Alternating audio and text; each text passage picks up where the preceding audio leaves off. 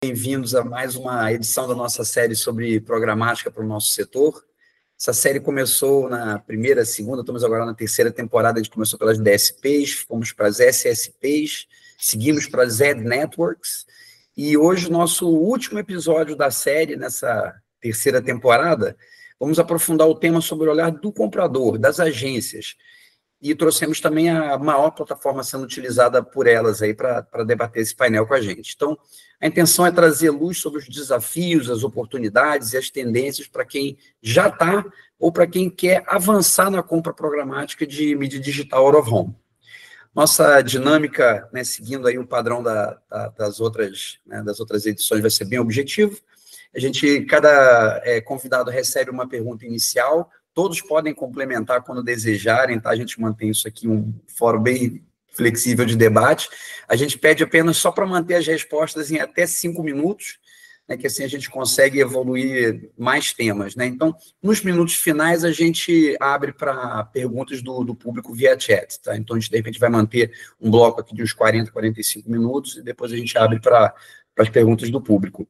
Então, para quem está chegando agora, me apresento rapidamente, eu sou Yuri, responsável por AdTech e Programático na RZK Digital, membro do Comitê de Métricas da BOH, e hoje estão conosco a Karina Santana, que é coordenadora de mídia programática na Altermark, especialista em mídia multicanal. A Karina veio do mundo online, né, e se tornou aí uma das primeiras a fazer essa transição do online para o DOH programático, e com isso, assim, teve diretamente envolvida aí com algumas das maiores campanhas programáticas do país. Temos o Vitor Calaza, gerente de mídia na Media Monks, especialista também em programática e no planejamento integrado entre o online tradicional, o DOH e o estático tradicional, sempre com um olhar crítico aí para a evolução das estratégias e uso da tecnologia.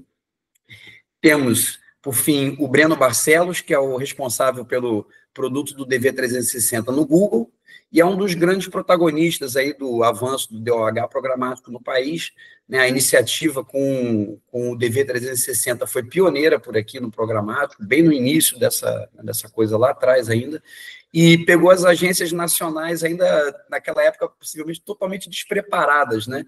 E acompanhou toda essa evolução, né, até o momento que a gente está hoje, e de forma que o DV360 acelerou a adoção do canal em escala, sobretudo para os grandes anunciantes, né? Então, obrigado a todos vocês pela presença e participação. É certamente um prazer participar de uma troca com pessoas do alto nível que acompanham o dia a dia, a realidade dessas operações e fluxos entre os clientes, agência, plataforma e veículo. Então, sem mais delongas aqui, vamos começar aqui, alguma outro aviso administrativo aí, Andréia?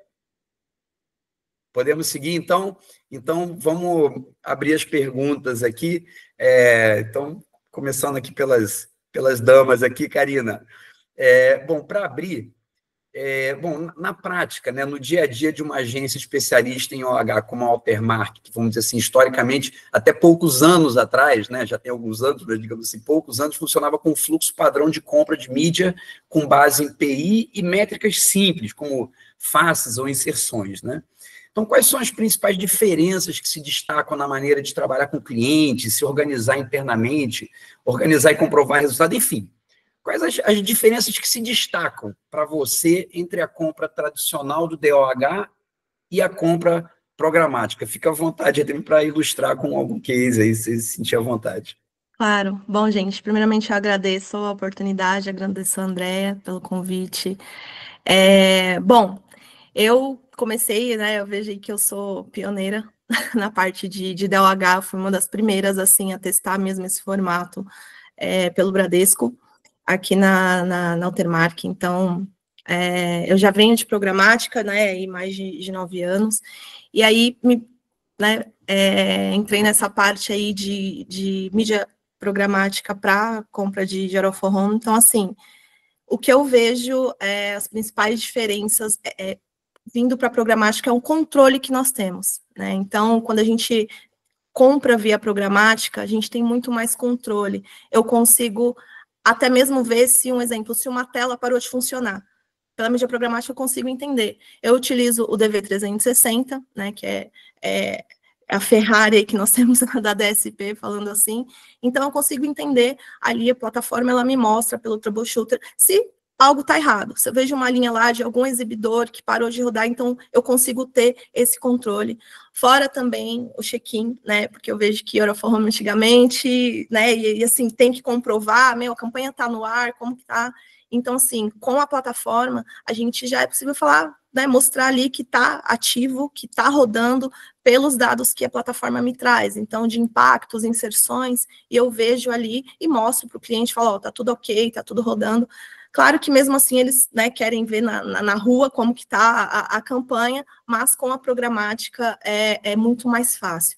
E aí, falando de otimização contínua, o que nos permite também ali um exemplo, olha, Karina, a gente vai ter que mudar o vídeo da campanha tal, como que a gente tem que fazer? Então, eu do lado de agência, sempre tenho esse controle, essas otimizações, então, claro, muita parceria também com os exibidores, é uma coisa que faz total diferença para a agência. Falando como agência, a gente tem que ter essa parceria com todos os exibidores, assim, ter esse toque humano que faz toda a diferença, porque, cara, a gente está correndo, né, sempre atrás dos mesmos objetivos, de entregar uma campanha com excelência. Então, acontece de mudar ali o vídeo, aí eu corro já com os exibidores, a gente já faz essa troca em tempo real ali. Então, as coisas acontecem com muito mais praticidade. Então, quando eu vejo, né, a mídia tradicional e vem da compra de mídia via programática, a gente tem muito mais facilidade, né, em otimizar e o controle em si. Acho que é isso. Legal, legal, Karina. Isso aí realmente dá para ver assim, que né, toda essa coisa do controle, essa visibilidade que não era possível antes, e também reforçando essa questão do impacto humano, né? Apesar de ter todas essas questões das automações, a gente ter essa visibilidade que talvez seja tudo tão automático, a importância como é que é essas equipes, entre as equipes e as interações aí, né? Então, muito bacana. Vitor, agora é contigo, então. Olhando para o cenário atual e para os próximos anos, assim, vamos falar um pouco sobre essa mudança do modelo da compra dentro do futuro do DOH, né? Então, assim, atualmente, a média de campanhas programáticas pelo mundo, né, digamos assim, varia por volta de 5% a 25%, talvez nos mercados menos aos mais desenvolvidos, ou talvez entre as empresas, entre as agências, né? E com uma tendência contínua de alta aí nos últimos anos. Então, você acredita que a compra programática vai seguir sua expansão para se tornar uma forma predominante, ou mesmo tomar conta completamente, ou esse modelo híbrido ainda pode, de certa forma, trazer alguma vantagem ou flexibilidade diante das automações aí que estão aparecendo? Mega pergunta. Primeiramente, boa noite, gente. Obrigado pela oportunidade também. Muita gente que eu não conhece ainda, mas tem muito rosto familiar do mercado. Bom, do meu ponto de vista, assim, sendo bem sincero, eu tenho certeza que vai ser uma transição gradual, mas eu sinto que ela vai acelerando cada vez mais, né? A gente vê hoje, existe um receio muito grande no mercado quanto à programática, ainda não é um conhecimento que ele é 100% difundido, até pensando na programática tradicional, não entra necessariamente só na compra do Digital of Home, então existe aí um trabalho de educação que ele precisa ser feito, mas isso vem se massificando cada vez mais rápido. Eu acho que com o avanço da inteligência artificial e de outros aspectos, que automaticamente eles aceleram essa digitalização do meio, né, tudo isso vai contribuir para que a gente chegue numa programática cada vez mais rápida. A gente tem entrado no mercado de ultra personalização, a gente está cada vez mais falando de nicho, falar com pessoas de maneiras muito diferentes, que inclusive eu acho que é uma coisa que o meio do Digital of Home ele peca muito ainda. A maior parte, não vou nem chutar número aqui porque eu não tenho esse dado, mas eu tenho certeza que uma grande parte das pessoas ainda não constroem aquele ativo pensado exatamente para onde ele vai aparecer. A gente tem uma mega oportunidade de crescimento criativo aí, e eu sinto que devido a toda essa automatização que a gente está passando no meio criativo mesmo, então acelerando o processo de criação de conteúdo, acelerando o processo de automação na própria estruturação das campanhas, né? Então, antigamente eu tinha que criar 500 campanhas para fazer um tipo de anúncio, hoje com uma campanha eu já faço em vários lugares ao mesmo tempo. Então, a programática, para além da DSP do Google, as outras DSPs que surgem especializadas em programática também aceleram esse processo, né? Então, devido a toda essa aceleração que a gente vê no mercado, eu sinto que ela é gradual, mas com essa tendência de aumento rápido, assim, num médio período. E daí, fazendo um comparativo com o que você comentou ali do mercado tradicional, eu sinto que eles vão ser complementares ainda por muito tempo, né? Então, mesmo quando a programática já estiver muito difundida, teve uma coisa que a Karina falou que me chamou muita atenção, que é da questão humana, assim. Tem um receio no mercado, e esse receio ele é em todas as áreas voltadas da mídia, que é o receio da substituição pela máquina, coisas do tipo. Só que o humano, principalmente por meio do OH, eu acho ele muito forte ainda, né? A gente tem a questão da negociação, a questão de projetos especiais, então acho que eles vão ser muito complementares, onde a programática ela cresce em escala, eficiência, precisão, nichos, né? E com a frente de mídia tradicional, a gente já entra com um lugar mais de personalização, projetos especiais, criação de conteúdo, e até uma conversão do offline para o online, então sinto que eles vão ser complementares por um bom tempo. Eu acho muito difícil a gente ter uma programática para alguns meios que eles são muito icônicos, ou eles já são familiares do ponto de vista tradicional do OH, né? Então, você tem aqueles mega banners que são estáticos mesmo, que chamam a atenção pelo que eles são, mas, ao mesmo tempo, a gente vê cada vez mais mega telas chegando no Brasil. O Brasil, eu diria que ele está no mercado emergente, assim, na programática, né, de OH, mas eu sinto que ainda assim, à frente de muitos países que tem quase todo o roteiro de OH de forma estática. A gente vem digitalizando cada vez mais, surgindo novos players, né, academia, enfim, cada vez mais a gente tem diferentes mercados que a gente pode comunicar com o OH, e a programática, ela ajuda a gente a atingir todos eles ao mesmo tempo. Então, eu diria que essa é a transição que a gente vai passar. Legal, legal, Vitor. E eu achei interessante a forma também como você coloca assim, talvez existem pontos que são mais fáceis de automatizar, vamos dizer, nos desdobramentos de conteúdo, até na preparação de estruturas, etc. Mas aí, fazendo essa ligação com o que a Karina falou, a gente tem essa questão do humano que vem nisso que você falou da educação, né? Porque se a gente vai automatizar, isso parte por saber o que automatizar, e saber o que automatizar parte por a gente ter, vamos dizer, a cadeia inteira com maior conhecimento sobre o que é que tem que ser feito, né? Então, eu acho que está aí onde o humano sempre vai persistir nessas automações. Então, acho que a gente tem que, eu acho que é nesse debate que a gente vai entendendo como essas ligações vão sendo feitas, né? Tem uma aqui para o Breno aqui também que fala um pouco desse caminho evolutivo deles aqui, e como a gente tem muita sopa de letrinhas aí nesse processo educacional, né, temos modalidades programáticas, né? Então, recentemente a gente começou a trabalhar com o programático garantido, né, no DV360, e o Brasil, pelo que eu entendo, ele se destacou como sendo um dos primeiros países onde essa modalidade ficou disponível para os clientes da plataforma, mas o rollout do PG, né, foi um rollout global. Então, Breno, eu queria que você comentasse para a gente aí, por favor, quais foram assim os principais impactos práticos, né, do PG, do programático garantido, em relação ao outro modelo, e o que muda para a agência, anunciante, quer dizer, principalmente no controle, né, como estava dizendo a Karina, e o planejamento da campanha também, até como mencionou o Vitor.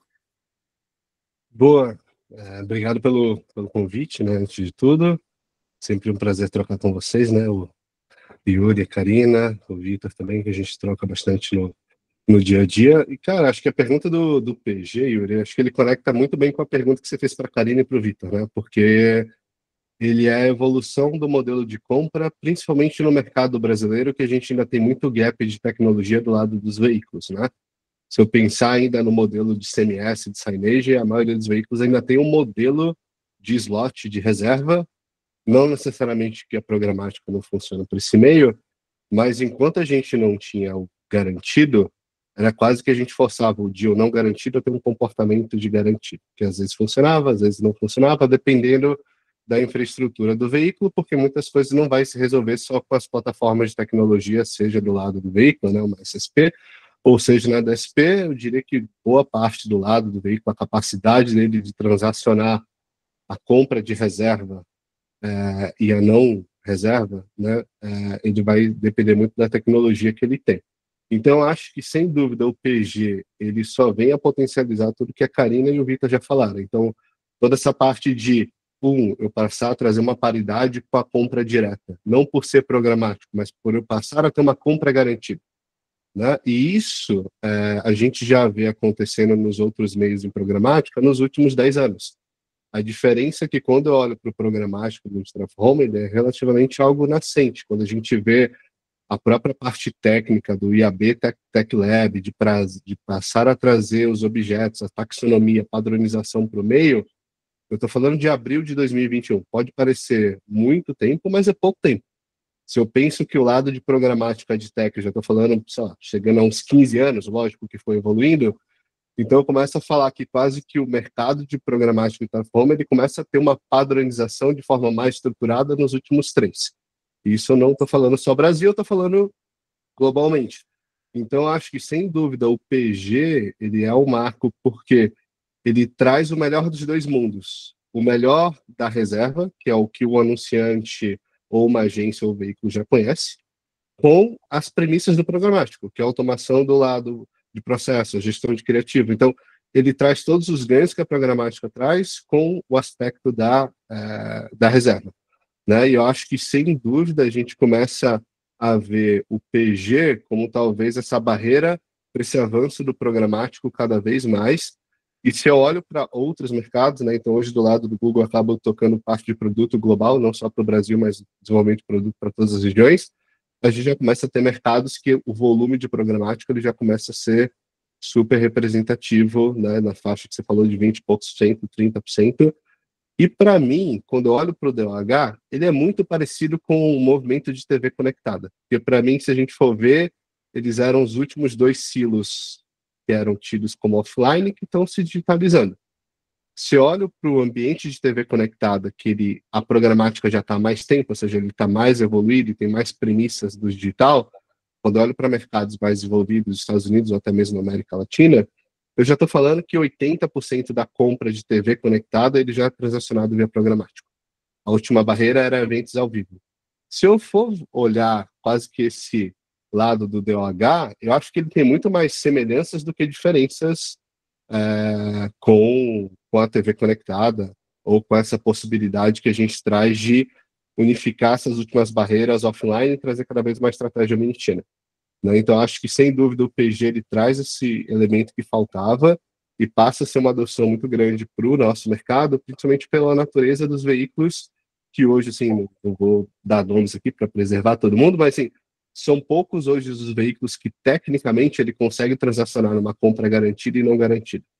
Né? Assim como a gente tem para os outros meios, porque os dois modelos eles vão coexistir.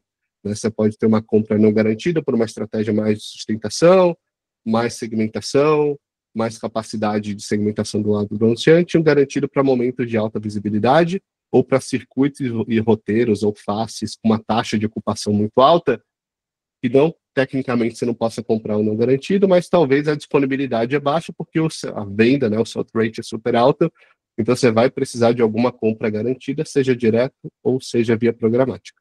Tá? Legal, legal, Breno. Então é interessante ver que é um modelo que ele entra aí não só, quer dizer, trazendo mais flexibilidade aí nos modelos de compra, nas possibilidades para os anunciantes, mas talvez até ajudando tecnicamente em alguns casos aí, né, essa dinâmica, essa variedade de tecnologias aí que tem os veículos. É interessante ver que tem esse outro aspecto. A parte do Omnichannel a gente vai voltar logo depois, eu vou preparar uma pergunta para você especificamente sobre isso, que você tocou nesse assunto. Esse é um que a gente tem que voltar, tá? Então, eu vou seguir agora, vou rodar e volto contigo nesse gancho aí. Vou voltar, então, agora para uma outra pergunta para Karina aqui, a gente já aprofundando um pouquinho no debate. Então, Karina, assim, do ponto de vista das agências, né? O que ainda é um desafio na adoção da programática no DOH? Enfim, fique à vontade para sugerir exemplos aí, se você considerar. Olha, o que eu vejo, assim, por experiência, até mesmo por ter toda essa parceria com os exibidores, tanto com as plataformas, né, de SSPs, exchanges, enfim, é a falta de técnica, né, do lado técnico mesmo, de entender o fluxo programático. Então, eu vejo que até alguns próprios exibidores, às vezes, têm medo de falar, não vou entrar na programática porque, cara, acho que é um bicho de 7 cabeças, e porque a gente não tem ainda nenhuma métrica, né, definida ainda, isso a gente está em debate, se fala muito dessa parte. Então, é muito do caso da gente não ter a métrica definida e também a falta de conhecimento técnico. Então, às vezes, as pessoas, né, que estão dentro das agências acabam não querendo fazer via programática, ou porque não conhece, ou porque cada exibidor tem um CPM, uma forma de precificar, então isso, às vezes, gera um atrito, né? Então, acho que falta ainda educar o mercado de todos os lados, tanto agências, exibidores, como o Breno falou, né? Foi 2021, mas assim, está tão em ascensão agora, muito se fala de programática, mas muitas pessoas ainda não entendem o fluxo completo e como que acontece, né? Então, assim, eu acho que é importante todo mundo entender como que funciona, né? Desde da parte lá do anunciante até a hora que seu anúncio vai na tela. E eu acho que é isso, que é essa parte assim mesmo que falta, né, para adoção mesmo do mercado, para a galera compreender mais como que funciona e ver que é um ganho, não é, né, e se complementa, pegando o que o Vitor falou também, a gente veio para complementar o que já era bom. Então, e falando de métricas também, né, a gente muito se fala, mas poxa, mas a gente ainda não tem nenhuma métrica definida. Não, a gente tem. Hoje a gente está evoluindo, nós temos aí os sensores, então, e aí a gente está entrando em outra seara que não é mais as telas, e sim quem está na frente delas, né, a audiência. Então, a programática tem muito que agregar ainda no nosso meio. Legal, legal, Karine. Você tocou até numa ponta aí que o Breno ano passado mencionou aí. Acho que talvez assim, até que o Vitor também, acho que essa questão aí que a gente passar, né, das inserções para os impactos, isso aí tem sido. Mas eu acho que a gente vê como a gente está no início desse mercado, de certa forma é natural que a técnica seja meio confusa, né? Porque você vê como tem esse tema aí também que, né, que a gente está começando a tocar, do omnichannel. Essa mescla é algo novo que está realmente se transformando. Então, por mais que a gente tenha, talvez, nortes de métricas para seguir, tecnologias para seguir, como juntar essa salada toda aí com toda a natureza diferente, realmente mostra que a gente está nos passos iniciais, né? É um desafio normal de quem está inicial, mostra que realmente a gente tem que entender que muito vai mudar ainda. Então, muito legal essa perspectiva aí, Karina. Bom, vou rodando de novo a mesa aqui, vamos passar para a próxima aqui para o Vitor. Vitor, programática no DOH é para todos os anunciantes ou ainda é um jogo para marcas grandes, agências estruturadas? Fica à vontade para citar algum case aí também, se quiser. Eu acho essa pergunta muito boa, porque, na verdade, eu acho, tipo assim, se a gente for pensar para quem que ela é para todo mundo. Mas quem tem acesso e quem sabe utilizar, eu acho que a gente já diminui muito assim, a quantidade de pessoas que elas realmente, a gente poderia colocar como realmente players, né, de programática de out of home. Aí aqui o porquê. Imagina num mundo onde a gente tem uma mídia que hoje ela é segmentada em, tipo, muitos meios, né, então cada vez mais surge ali um player ou um lugar novo, então hoje a gente tem a TV conectada, como o Breno estava comentando, que é um mega player, você olha o crescimento assim também foi um desespero de entender como que funcionava, e eu acho que isso é bom e ruim, porque a gente começa a ganhar muitos pontos de contato com o público, você tem maneiras diferentes de converter, mas ao mesmo tempo para o pequeno anunciante é extremamente complexo, né? Ele já não conseguia entender direito o que era fazer um YouTube e um Facebook bem feito, de repente você tem um Instagram, um TikTok, sei lá, o Pinterest, um Quai, e vai entrando cada vez mais coisas que a forma como você fala com esse público ela é diferenciada. Se for exigir de um pequeno anunciante que ele entenda como funciona a programática para conta de compra de out of home, aqui falando de pequenos mesmo, né, não de médias empresas em crescimento, eu acho que acho que essas pessoas se perdem muito, por isso que a educação, até que a Karina falou da questão técnica, assim, acho que esse crescimento, esse desenvolvimento educacional que a gente ainda precisa fazer, ele é quase que urgente, né, porque muita gente perde a oportunidade, não pelo meio ser inatingível, mas por simplesmente não conhecer o meio. Eu vejo como eu estava comentando, cada vez mais a gente tem OH em lugares que não existiam. Então, você está no salão de beleza, você está na academia, e esses nichos, que são justamente as pequenas e médias empresas que atuam nessas regiões, teriam mais espaço de entrar se eles conhecessem a compra, através da compra programática, porque você não compra o circuito inteiro, você vai segmentando naqueles lugares que fazem mais sentido, né? Então, se você você tem uma loja de produtos naturais no interior do Butantã e tem 10 Smart Fits e outras academias no local. Você tem ali um nicho que você pode conversar. Então, eu sinto que todo mundo tem espaço. Então, se a gente for pensar ela é para todo mundo, mas eu acho que é utópico pensar que todo mundo saberia usar e teria tempo, né? Porque a gente sabe que tem a questão de criação, da criação do criativo, que vai entrar no meio mesmo, mas quanto mais a gente for facilitador para esse pequeno e médio anunciante, tanto na educação quanto na implementação, a gente permite com que outras pessoas entrem, mas com certeza nesse momento, quem testa mais o meio e que tem mais oportunidade de crescer e de utilizar e desenvolver o meio, ainda são as grandes marcas, assim. Tá, é interessante. Porque você vê que a gente volta realmente nessas questões, né, da educação, do conhecimento, da técnica, da evolução do negócio, e até entender que, talvez por um lado, enquanto essas automações, né, pelo que eu entendi, talvez estejam democratizando, talvez para mais agências ou outros veículos, mas, ao mesmo tempo, o conhecimento também é complexo. Então, a um lado ele democratiza, mas, por outro lado, ele cria barreiras técnicas e de conhecimento que possivelmente não existiam antes, e são talvez assim, né, bem complexas para um mercado que tradicionalmente era gráfico, né, não era digital, né. Enfim, muito interessante também essa. Então, vamos rodando, passando de novo aqui para o Breno. Breno, um tema que a gente teve, que está sempre em voga aqui, né, que assim, à medida que o programático, a gente ganha escala, né, no DOH, né, a questão da transparência se torna ainda mais central, né? Essa transparência, essa questão se tornou mais central no online, né, talvez no começo teve um oversight, ninguém se importava muito com isso, e depois a coisa mudou drasticamente, houve, né, hoje se tornou talvez uma das grandes prioridades aí no mercado, e bem, então hoje, né, vem vindo para a gente, né, também, né, tanto para quem compra quanto para quem vende. Então, como o Google, né, o DV360, tem respondido a essa demanda de transparência, né? O que mudou, precisa mudar para garantir mais segurança e clareza para anunciantes e agências, tanto no Brasil como em outros mercados aí? Boa, acho que sem dúvida essa é uma ótima pergunta, porque acho que são dois pontos, assim, né? Se a gente olha tempo e meios, ou se você olha para grandes anunciantes, que é onde está o dinheiro, né? O Pareto não vai estar nos pequenos e médios, em termos de investimento de mídia, não um demérito, mas a vida como ela é. Se a gente olha, é interessante ver que a maioria desses grandes anunciantes, ou eles estão mantendo ou estão aumentando o seu investimento em out of home, como um todo, né? E eu acho que a partir do momento que eu passo se você conversa com qualquer veículo, vocês sabem tanto bem como eu, que o plano de expansão são em faces digitais, por N motivos, né? Por CAPEX, por gestão criativa, otimização, para estar mais próximo dos formatos digitais.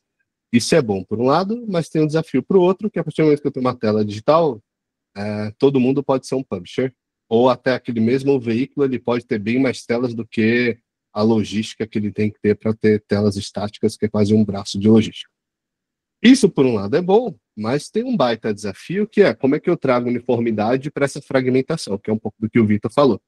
Eu vou ter tanto a fragmentação dos próprios veículos dos grandes, que eles vão ter diferentes modais, diferentes ativos, quanto de players mais nichados, ou mais específicos, ou agregadores.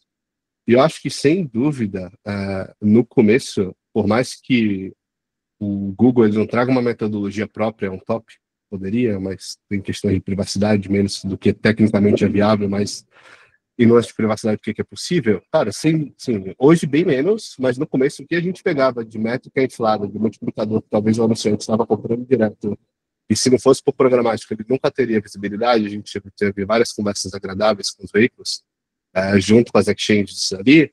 Então, acho que o primeiro passo é trazer transparência e os dados bem mais decupados do que um relatório de uma venda direta. Não porque o veículo não queira, às vezes ele não tem vazão para trazer isso. E fora, a Karina sabe ali que ela opera grandes, né, volumes, cara, cada veículo manda num padrão diferente, né?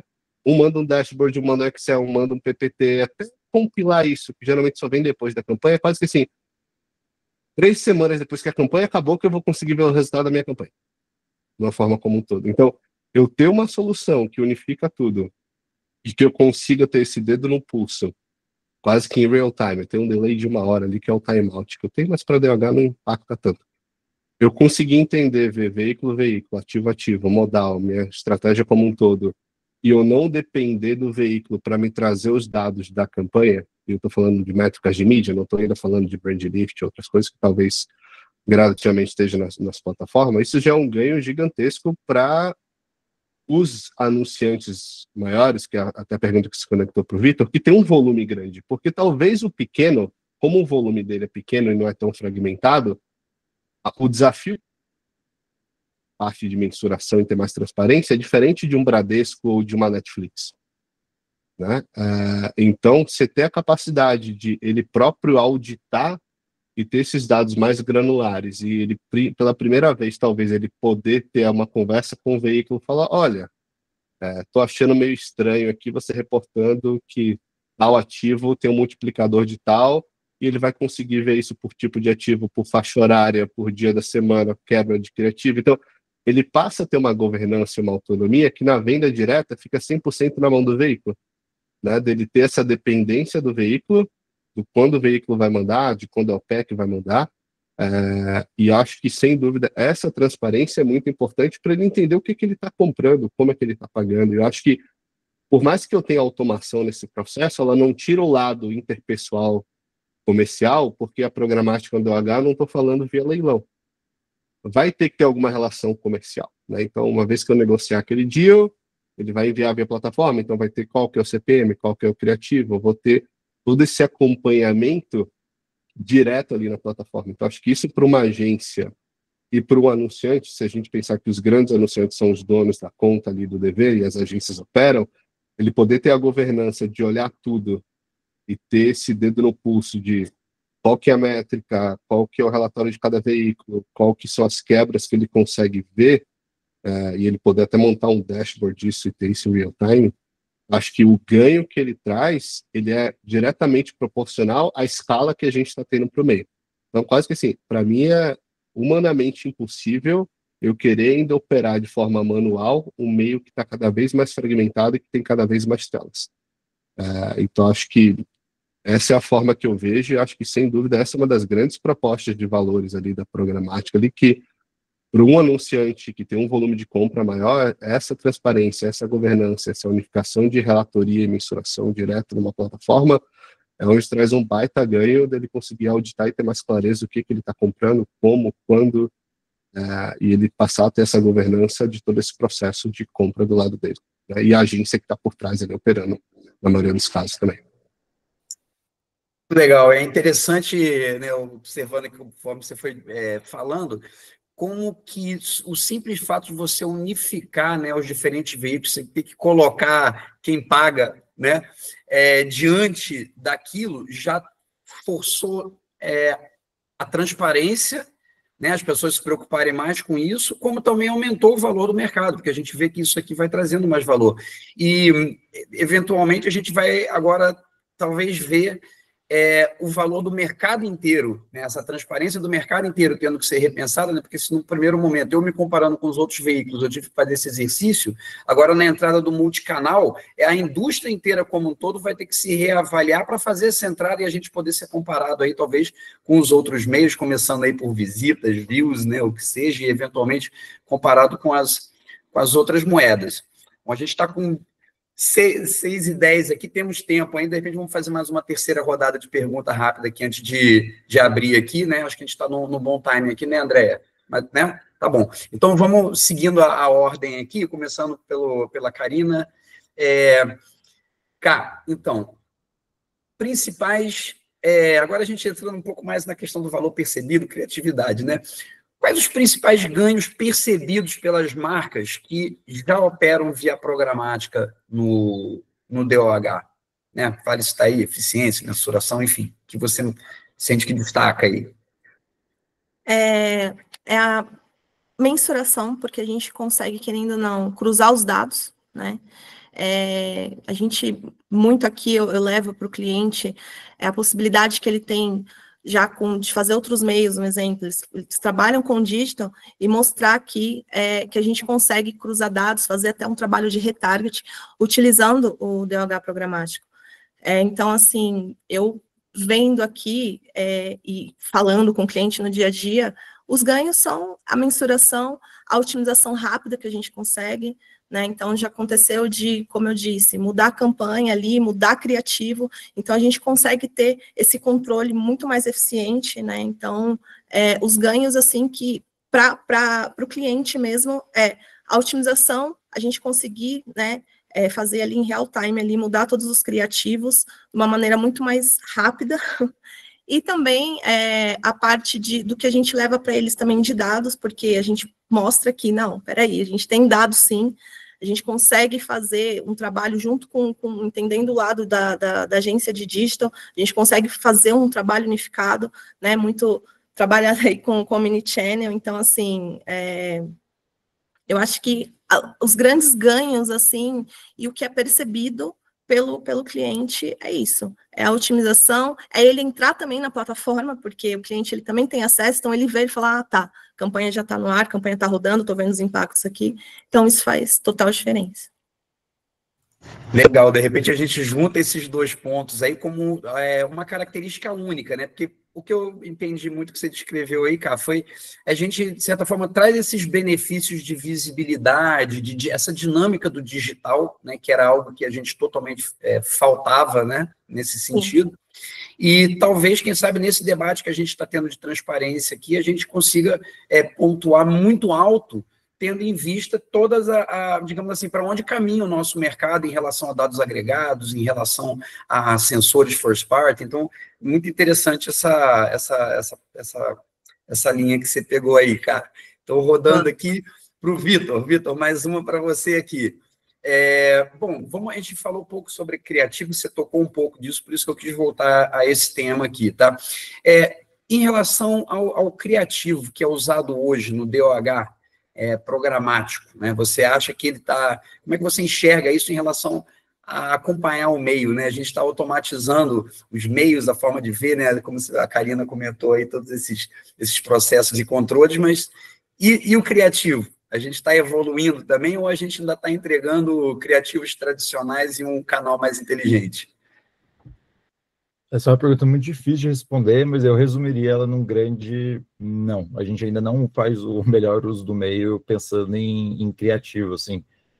Eu não culpo só os anunciantes, é um meio que ele é muito complexo, porque para você poder pegar um bom roteiro, você vai estar em muitos pontos de contato, e se eu for personalizar meu ponto de contato por absolutamente todos os lugares que eu tiver, então se a pessoa está no mercado, ela vai ver uma coisa, no shopping outra, né? Aí aqui, obviamente, só falando de OH, mas daí a pessoa está no cinema e tudo mais. Então, eu acho que isso complica muito. Então, acho que a primeira coisa é muito... Eu atuo com entretenimento, né? Então, uma dúvida muito grande que a gente recebe com frequência e uma dor muito grande é como é que você faz alguma coisa que não vai ser só mais um ali no meio, né? Então, você tentar ser criativo, você tentar colocar um asset ali que faça diferença, nem sempre é só a contextualização ou uma provocação com o momento da pessoa, mas pode ser, eu acho que no Brasil a gente tem muito espaço para isso, que é o contexto cultural. Você está naquele momento do Mundial de Clube, você está no momento que tem alguma coisa acontecendo que você consegue contextualizar, eu acho que a gente tem muita oportunidade para usar aí, não, de novo, como eu comentei, não ser mais um. É difícil, então eu sinto que a gente ainda tem muito que avançar nesse sentido. A automação de criação de conteúdo ela vai ajudar nesse sentido. E uma coisa que o DOH tem vantagem em relação a alguns outros meios é de ainda a gente não tem aquela questão da exaustão de anúncios, sabe? Então, se você está num ponto de ônibus e o criativo ele vai trocando ali, você não se sente invadido por aquilo que você está, sei lá, navegando no story e de repente a cada 3 stories tem 2 anúncios. Então, ele acaba sendo um meio onde você ainda tem um controle um pouco melhor se você quer olhar ou não, se aquilo te chama atenção ou não. Então, isso ele garante com que você possa pensar um pouco melhor na aplicação criativa, né? A gente já fez vários testes aqui de se a gente conseguia fazer com que as pessoas no offline trouxessem para o online aquela comunicação que a gente fez. É difícil, mas quando funciona, é muito bom. A gente já fez um caso, foi uma publicação extremamente simples, numa porta de metrô, por exemplo, que as pessoas simplesmente começaram a compartilhar, viralizou e tudo mais. Então, ainda existe esse espaço, a gente consegue pensar em como fazer. Não sinto que a gente está lá, mas eu não sinto, de novo, não acho que a culpa é só dos anunciantes, tem muito o que se pensar. Mas uma pergunta que eu sempre tento me fazer antes, né, DOH, para essa campanha, é o canal que eu deveria me preocupar com isso, nesse momento? ou ele vai ser mais, para essa campanha, um complementar, vai complementar a frequência, vai complementar um alcance, vai me colocar num lugar diferenciado. Eu acho que a gente tem que pensar muito se é o momento para aquilo acontecer, sabe? Se eu realmente quero fazer uma coisa disruptiva, criativa e tudo mais. Então vai ser caso a caso, mas ainda acho que a gente tem bastante que avançar, assim. Tem dois players que eu acho que eles brincam bastante com o OH de forma eficaz, que é o McDonald's e o Burger King, às vezes eles até se cutucam nesse sentido, né? Mas eu acho que eles têm muito uma percepção de como usar, onde usar, com uma peça diferente, que chame a atenção e que faça com que as pessoas interajam com elas.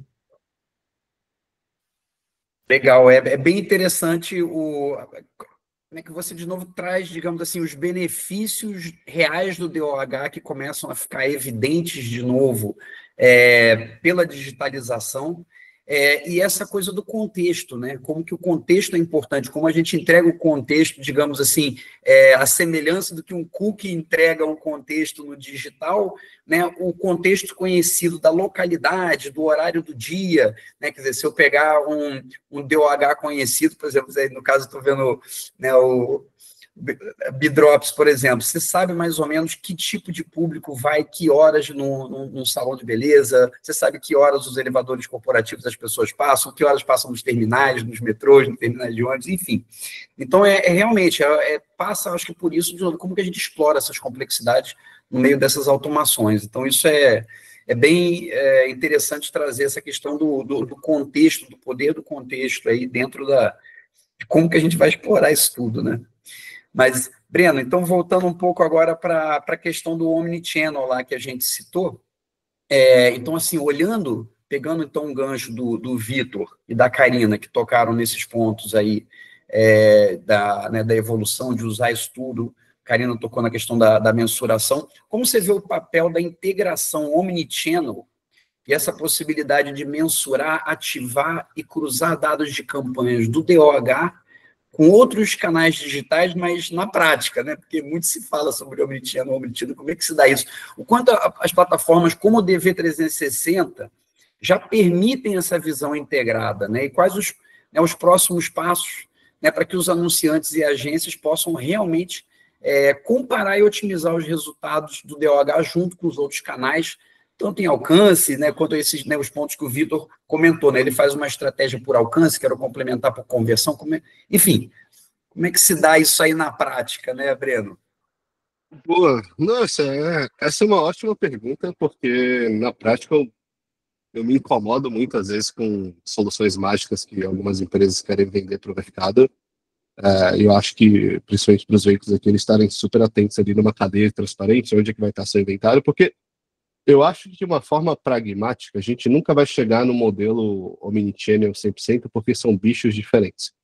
E eu sinto que muito do caminho que o DOH ele quer ir, por mais que acho que o cuidado que a gente tem que ter, principalmente para os exibidores, aí é não querer ir para um caminho digital que você não vai jogar esse jogo.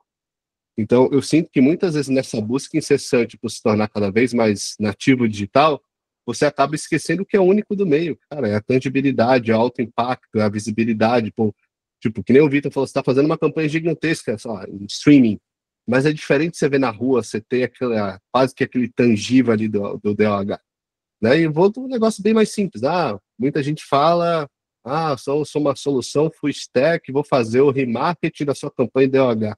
Para o meio que é o anti-many, que é uma baita inferência de fluxo, faz sentido isso do ponto de vista técnico? Qual que é a diferença de eu fazer um pseudo geotargeting de remarketing ou pegar o raio ali que está lá ao longo das telas e configurar aquilo? Porque eu não sei se quem passou ali, sei lá, na Faria Lima, ali no Google, que você vai ter, sei lá, ativos de mobiliário urbano e relógio, eu não sei se quem passou viu ou não viu, então o quanto de fato é valioso aquela informação de fluxo que eu pego de uma telco, depois eu pego o device ID e vendo um pseudo retargeting. Que, por mais que o termo seja o mesmo, as premissas do digital é diferente. O DOH é um meio que eu não tenho direct response. Eu não tenho como mensurar direto na ponta. Talvez eu vou mensurar no MMM, alguma outra coisa, né? Uma pesquisa de brand lift. Então, eu acho que nessa busca por forçar essa comparação, meio que a gente perde os atributos e as características que são únicas do meio. No fim do dia, é uma lógica de complementariedade. Eu acho que se a gente já parte hoje pelo ponto de partida, que é eu consigo mensurar tudo que é nativo digital, eu já dou um baita avanço, que é mensurar minha compra de DOH integrado. Assim, acho que antes de eu querer comparar DOH com CTV, com vídeo, com áudio, o primeiro passo é como é que eu tenho o melhor mix entre os publishers, né? Porque eu sei, às vezes, quem está planejando ali, ele vai ter um conflito de interesse por incentivos, não necessariamente a distribuição do plano está com mix de publisher e proporção que faz sentido. Então, eu sinto que a gente não resolveu um problema e já está querendo atacar outro. Tipo, eu estou querendo vender o futuro sem resolver o presente. Então, eu acho que se a gente começa a botar essa bola no chão e falar sobre presente, acho que a gente passa a ter conversas mais tangíveis, que é, eu já consegui comparar os próprios veículos e eu ter uma melhor estratégia do próprio DOH, isso já é um baita ganho. Mas parece que eu não quero endereçar isso e eu quero já comparar DOH versus TV conectada. Sendo que eu não estou nem bem resolvido com a minha campanha DOH, como o Vitor falou, cara, o que é mais comum de eu ver grande anunciante em modais e ativos diferentes, ele tem o mesmo call to action. Cara, o tempo de espera no metrô é diferente do elevador, que é diferente no relógio de rua, que é diferente no shopping. Então, eu acho que é mais a gente começar a fazer o básico bem feito, que acho que está muito longe ainda. Claro, acho que em algum momento talvez seja possível, tecnicamente, sim. Só que a gente tem que lembrar que hoje a gente está num escrutínio de discussão de privacidade que não acontecia 3, 4 anos atrás. Então, acho que muitas das coisas hoje são menos o que tecnicamente é viável. Sei lá, eu tenho um ID único e eu conseguir mensurar impacto cross meios, tecnicamente é viável? Ainda mais que aqui no Brasil eu tenho um Android, que é 80 e poucos % da base, eu posso fazer um passback de device de Android e posso correlacionar isso com base Google, exemplo. Do ponto de vista de privacidade, eu posso fazer isso? Não, porque eu não posso pegar a localização do usuário sem consentimento para anúncio. Eu pego para serviço.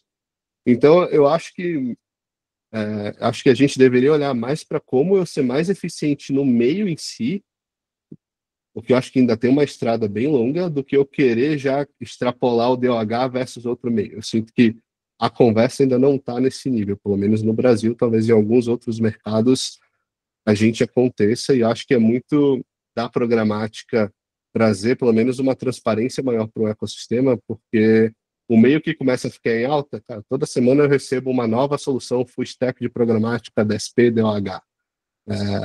E a gente for ver a cadeia simples, né? A cadeia é agência, anunciante, DSP, veículo, SSP.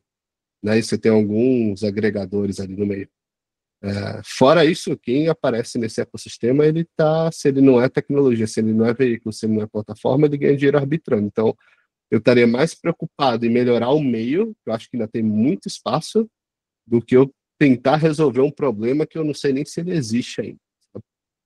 Acho que esse é o meu ponto de vista mais pragmático e realista, assim, do que eu acho que a gente ainda deveria estar focando a nossa energia para resolver. Não que eu não acho que o omnichannel como todo seja importante, só que eu acho que a gente ainda tem várias etapas para correr que talvez a gente queira ignorar elas para já resolver um problema lá na frente que talvez não é nem problema. Muito assim. Perfeito, perfeito, Breno. Até o Danilo comentou aqui no chat também, reforçando exatamente o ponto que é isso, tem que dar talvez antes da gente querer, por mais que a gente enxergue os passos, né? A gente sabe os passos, a gente está vendo para onde está caminhando, mas às vezes o mercado talvez se antecipa a trazer algumas soluções que ainda talvez precisam ser refinadas, né? A gente talvez endereça aí, como você falou, o retargeting, as ferramentas georreferenciadas de uma forma e talvez essa forma, por questões da privacidade e transparência que vem andando cada vez mais, elas precisam ser refinadas, essas novas soluções ainda não estão. Então, de uma certa forma, é como se muitos dos conceitos que a gente tem ainda está meio que num campo de desejo, né, que a gente precisa materializar antes de querer realmente dar esses outros grandes passos, né, que de certa forma estão aí, mas a gente precisa solidificar nossas bases, né? A gente entende os caminhos, mas precisa, né? Interessante. Eu vou começar... Bom, vou deixar aberto, acabou que a gente não falou, pediu para as pessoas mandarem suas dúvidas via chat, o Danilo acabou comentando alguma coisa. Meu caro, diga aí, presidente. Já que vai abrir para pergunta, eu já levantei a mão rápido aqui. Primeiro, eu queria agradecer aí aos nossos convidados, agradecer também você, Yuri e André, pela organização do bate-papo aí, que está sendo muito bom, muito rico. Talvez um dos melhores que a gente teve aí de programática até hoje. Eu queria direcionar uma pergunta aí para a Karina e para o Vitor. Quando a gente, né, até agora, em todas as vezes que foi citado vantagens, ou pelo menos quase em todas as vezes, as vantagens que vocês têm trazido tem sido o operacional, né? Após a compra, a velocidade de dados, de check-in, de informação, agência com cliente. Eu queria entender se a programática trouxe vantagens também para vocês, na prática, na compra da mídia, não só no operacional pós a compra. Vocês conseguiram comprar mais cidades, comprar mais veículos, outros ambientes? O que vocês têm visto de vantagens que a programática tem trazido para vocês de poder experimentar outros ambientes, veículos, ou crescer a quantidade de veiculação de mídia graças à programática versus o PI tradicional? O que tem tido de novidade aí para vocês? Na verdade, assim, o que eu vejo é a oportunidade para pequenos exibidores, né? Por falar aqui, né, com vários exibidores, enfim, parceiros, eu vejo que houve uma crescente muito grande nessa parte de novas possibilidades e oportunidades para exibidores, né? E eu acredito que com muitos exibidores, assim, com mais inventários disponíveis via programática, o mercado vem crescendo. Então, aumentou sim a oportunidade. Hoje, o meu cliente, né, que eu atendo lá aqui na Altermark, 80% da compra é só mídia programática. Então, mudou muito. Então, cresceu sim a demanda, as oportunidades, e como a gente sempre faz aqui, né, de mostrar os dados, o que a gente pode agregar, porque eu vejo que a compra via mídia programática, por mais que a gente não tenha os dados, enfim, tem toda essa questão, né, de padronização, eu vejo que a compra de DOH a gente pode encaixar no topo do funil, no meio e no fundo de funil também, porque ela agrega valores em todas as outras campanhas de digital. Então, assim, o que eu vejo aqui que houve uma crescente e aumentou muitas oportunidades de todos os lados. Então, é o que eu vejo. Só complementando, é até legal a Karine e eu aqui, porque ela já está numa agência que está, acho que, super consolidada, né? Uma empresa que está mega consolidada nessa compra de programática, e aqui a gente está no período de transição. Então, a gente fez testes no final do ano passado, começo desse ano, a gente vai fazendo comparativo entre compra tradicional e programática, ver onde que eu ganho, onde que eu perco, né? A entrada do PG que o Breno estava comentando também ajuda muito a gente pensar em outras mudanças. Mas do nosso ponto de vista, assim, usando o método que a gente usa agora para poder fazer o planejamento de programática, eu acho que isso vem de maneira quase que orgânica, né? Então, quando a gente faz a solicitação para poder mapear, tipo, esse é meu público, é isso que eu estou buscando, essas são as minhas cidades prioritárias, os próprios players, eles tendem a trazer para a gente cada vez mais essas possibilidades de meios que a gente não costuma comprar. A gente tem o famoso arroz com feijão, que ele costuma quase que estar em todas as campanhas, e ele acaba sendo um Ctrl-C, Ctrl-V, porque é aquele circuito que você gosta muito, aquele circuito que tem grande visibilidade, ou alguma coisa assim, mas para o meu cliente em específico, como cada título, né, eu trabalho com streaming, cada título é um mundo completamente diferente do outro, de forma orgânica eu vou tendo a oportunidade de entrar em lugares diferentes. Não ter a visibilidade daquelas possibilidades, em muitos casos, é uma coisa que atrapalha a gente de entrar em outros placements que a gente não costuma estar. Então, tipo, não sei que já lançou uma tela em tais lugares que a gente não sabia que isso tinha antes. Isso, quanto mais rápido chega para a gente sabe que os portais como meio mensagem e afins, eles ajudam bastante a gente estar atualizado das novidades, mas sempre tem alguma ou outra ali que a gente não está 100% por dentro. Então, acho que é um pouco mais complexo, porque, no meu caso, eu dependo muito mais do objetivo daquela campanha que eu vou fazer, do que os meios que estão disponíveis em si. Mas a programática, ela tem permitido ter visibilidade de meios que eu não sabia que existiam já, de forma mais rápida, né? A gente tem usado muito players como Magnite e Correlatos, como sendo esses varredores iniciais que eles fazem esse mapeamento de quais são os lugares que a gente poderia entrar, dadas as praças e o público que a gente quer conversar. Então, é isso. Muito bom. Diga aí. Breno, algum comentário cruzado? Alguém quer reforçar algum ponto do outro aí? Esse foi mais... Ó, Lúcio levantou, essa pergunta foi mais das... Diga, Lúcio, meu caro. Oi, gente, boa noite, tudo bem? Não, eu queria só... Eu achei muito boa a última colocação do Breno, cara, parabéns. E eu queria só ver se você tem a mesma percepção que eu tive. E no retorno ali da pandemia, eu acho que a entrada da palavra digital dentro do out of home acabou causando talvez uma euforia barra confusão, né? Você tem essa percepção também? Porque eu tenho uma lembrança de muita gente dizendo assim, o out of home agora tem as métricas do digital, só porque virou digital out of home. Então, queria ver se isso é uma coisa que é uma angústia que só eu vivi ou você também teve essa percepção. Não, acho que, cara, a leitura é muito essa, né? Tanto que de uns 2 anos para cá, até quando a gente vai fazer o posicionamento da solução, apesar de eu comprar tudo no único lugar, eu tô falando ainda de bichos diferentes. E eu acho que ainda tem um gap muito grande, tanto do lado do anunciante, que às vezes não entende de mídia, e está decidindo coisas, quanto do lado da agência. Da agência eu vou explicar o porquê. Eu tenho um gap de, talvez quem entende de plataforma e tecnologia não tem tanto traquejo como uma planejadora, ou como uma agência mais, sei lá, pseudo offline, e quem entende da mídia, ou conhecimento mais do meio, talvez tenha um gap de plataforma e tecnologia. Então, acho que nessa transição é onde a gente está vendo o ruído. Já vi esses ruídos acontecerem, são cíclicos, tá? Tipo, estou trabalhando com EdTech, sei lá, nos últimos 14, 15 anos, eu já vi esses ruídos acontecerem em DOH, eles acontecerem no outro meio. Né? Quando a gente começou a falar de programática nos portais, quando eu comecei a falar da compra garantida nos portais, eu acho que tem muito mais semelhanças com o que a programática já passou em outros meios, e eu acho que a gente vai chegar num ponto ali que dificilmente eu vou conseguir ter um perfil de profissional que a técnica da mídia não vai andar descasada da técnica da plataforma, porque o meio ele vai caminhar para esse caminho. Então, acho que nesse momento de transição tem muito ruído por conta disso. Eu ainda tem um gap de conhecimento.